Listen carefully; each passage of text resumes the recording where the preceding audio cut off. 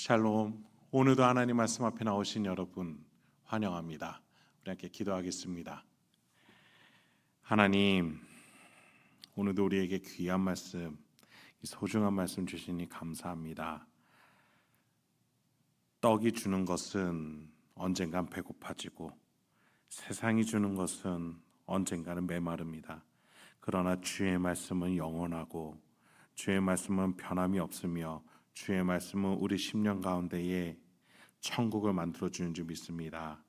이 시간에 그 말씀 깨달아지는 놀라운 은혜 우리 성도님들과 저에게 허락하여 주옵소서. 예수님의 이름으로 기도했습니다. 아멘. 오늘 함께 살펴볼 말씀 마태복음 13장 17절에서 24절까지 함께 살펴보도록 하겠습니다. 예수님은 제자를 세우시고 계속해서 천국을 가르치고 계세요. 천국을 대표하는 안식일에 일하는 모습을 보여주시면서 안식일의 참 의미, 즉 우리가 누려야 되는 천국이 사람을 살리고 사람을 세우는 것임을 말씀해 주십니다. 그리고 나서 이렇게 13장에 와서 예수님은 비유로 이번에는 천국을 가르치고자 하세요. 예수님의 중심 메시지는 우리가 나중에 갈 천국도 있지만 지금 우리가 발을 딛고 있는 이 땅에서 세워질 천국에 대해서 말씀하고 또 가르쳐주고 계신 것이죠. 여러분, 천국을 만드는 일은 말 그대로 굉장한 특권으로 주어진 자들에게 허용된 일입니다. 어마어마한 일이라는 말이죠. 고려를 세운 태조 왕건, 조선을 세운 태조 이성계를 지금 우리가 수천 년이 지나도 수백 년이 지나도 기억하는 것처럼 말이죠.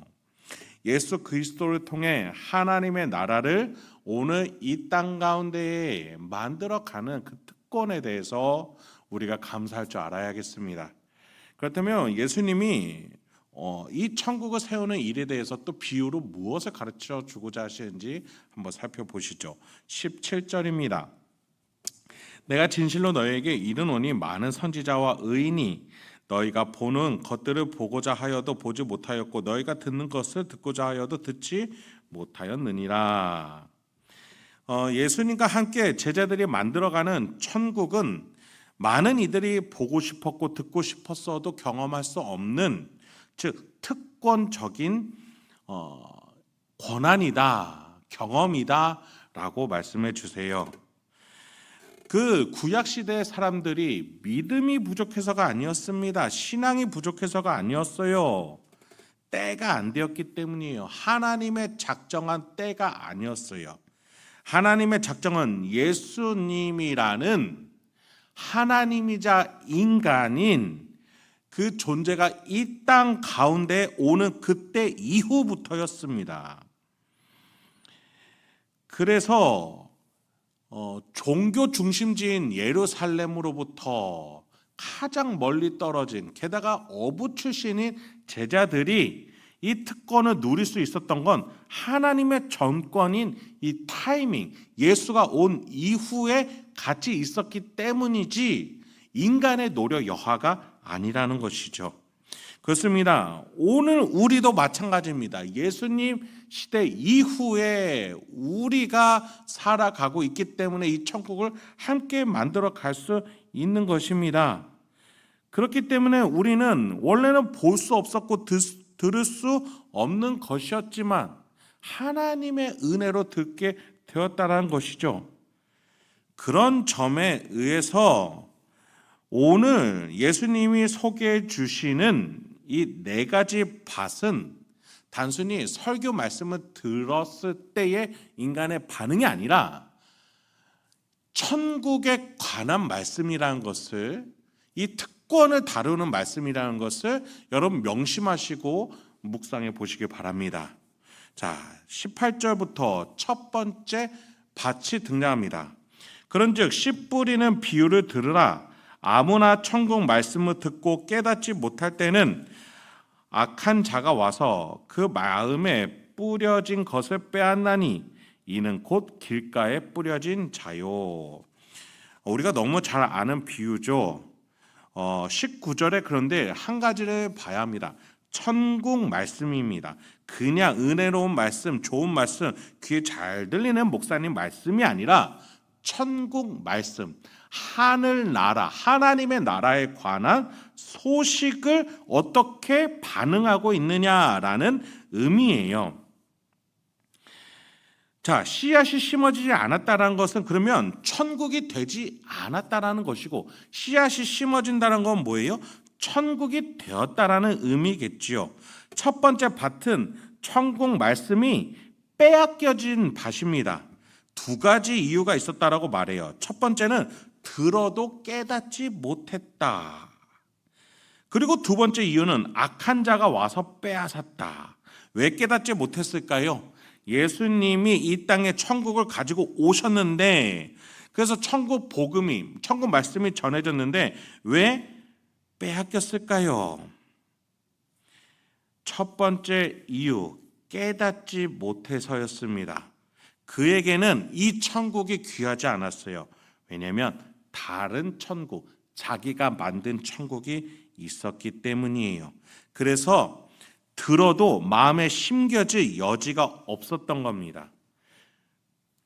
단순히 악한 사탄 마귀가 와서 빼앗았다라고 생각하면 우리가 이 밭, 내가 길가 밭이라면 어떻게 해야 될까? 악한 자를 몰아내야 되는구나 라고 생각할 법해요.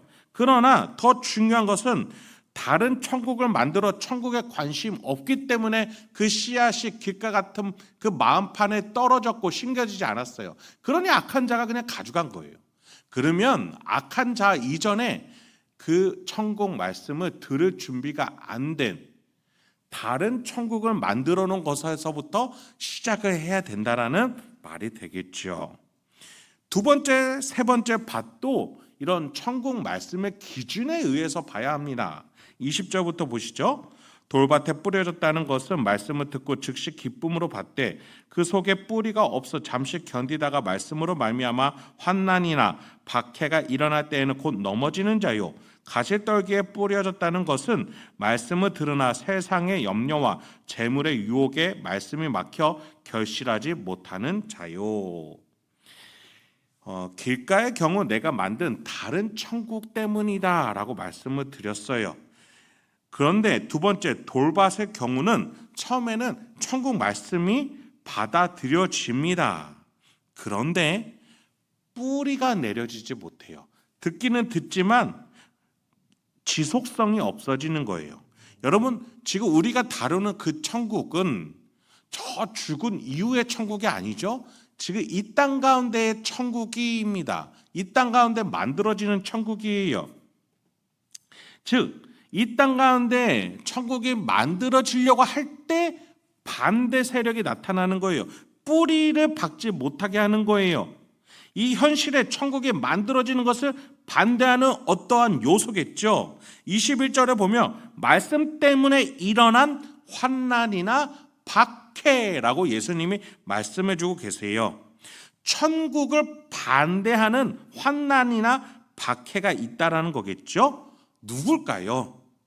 여러분, 예수님이 오시기 전에 이 땅은 공중권세 잡은 자들의 세상이었어요. 그들이 주인 노릇하던 이들이었어요.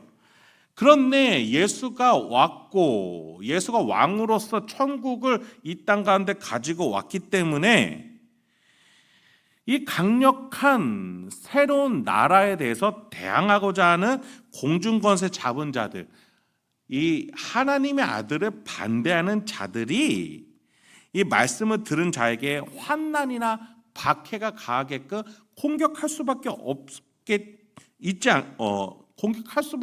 없지 않습니까? 공중권세 잡은 자들이 하나님의 말씀으로 천국을 만들려고 하는 이들을 당연히 공격하겠지요.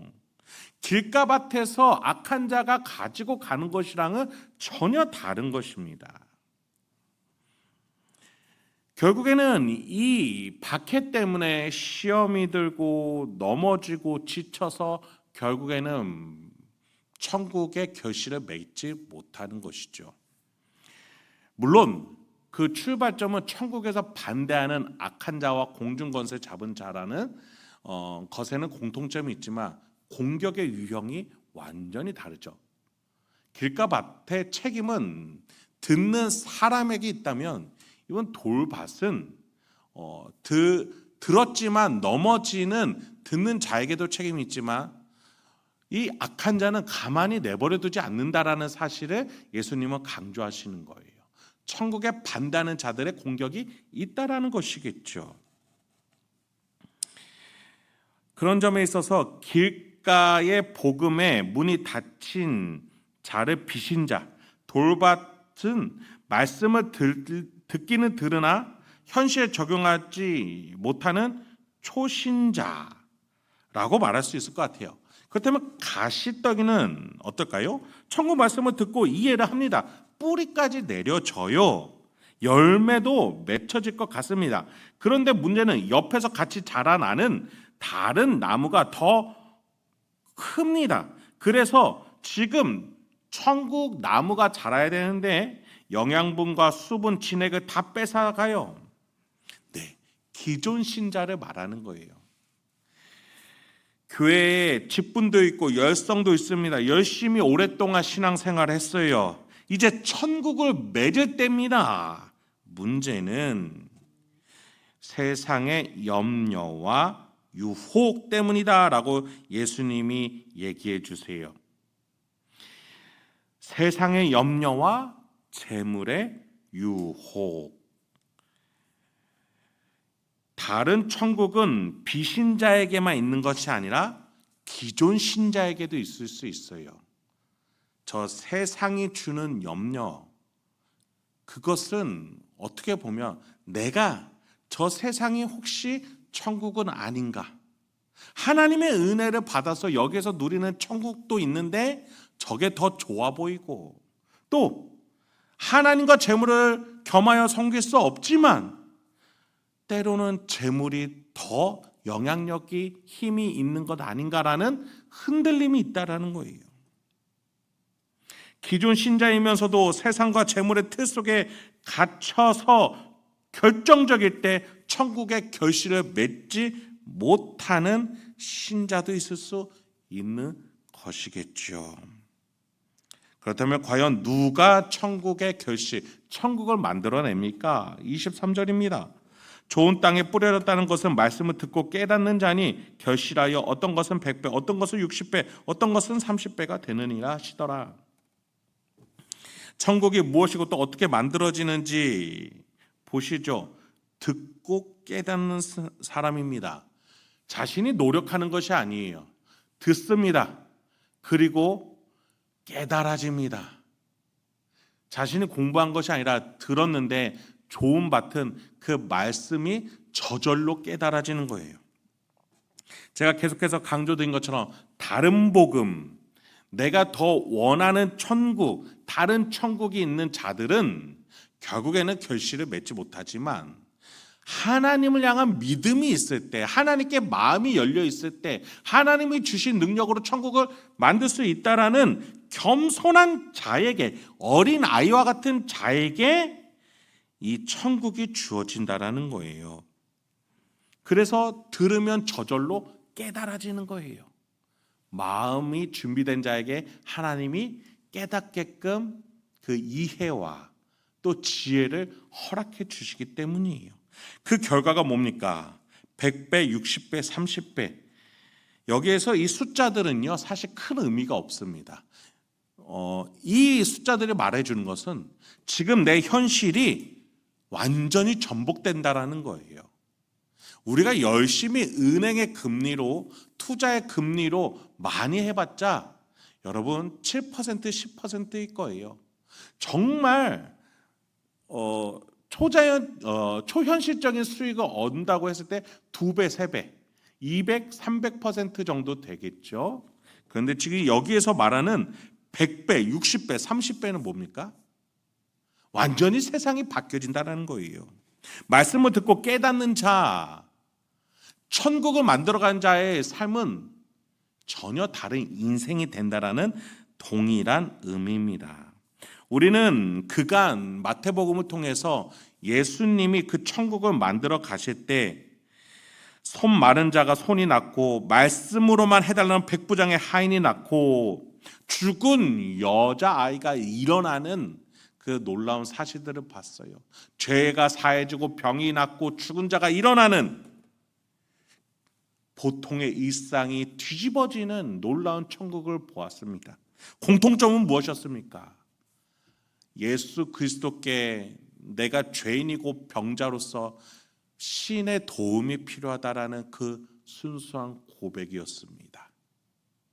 여러분, 우리에게 가장 필요한 것은 예수 그리스도가 내 일상 가운데도 천국을 만들어 내실 수 있다라는 겸손과 믿음입니다.